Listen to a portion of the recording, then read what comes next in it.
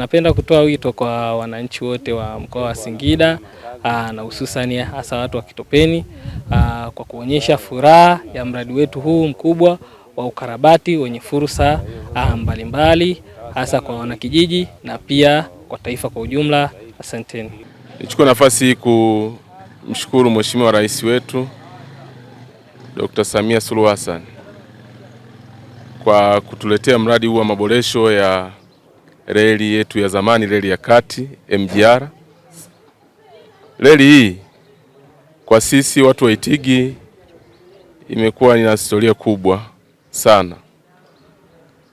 Ikumbukwe Itigi ni miongoni mwa vituo vichache vikubwa katika reli ya kati kwa Tanzania hii.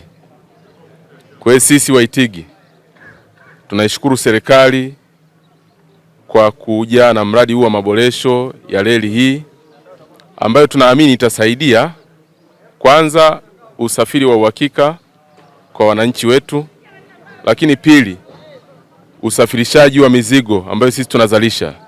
Kwanza kabisa nichukue nafasi hii kupongeza jitihada zinazofanywa na serikali ya awamu ya 6 kuboresha miundombinu ya usafiri na usafirishaji.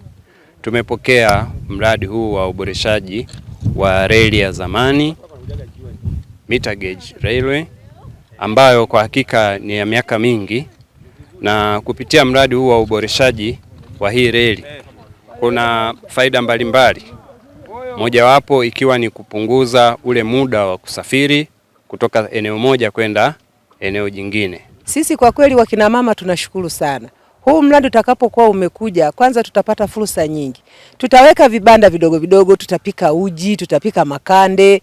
Basi utatusaidia kwa kweli kupata hata uchumi wetu, na vitu vidogo vidogo tunaweza tukavipata. Kwa kweli sisi tumeupokea tu vizuri sana. Kwanza tumefurahi sana kuja huu mradi. Utatupunguzia mambo madogo madogo.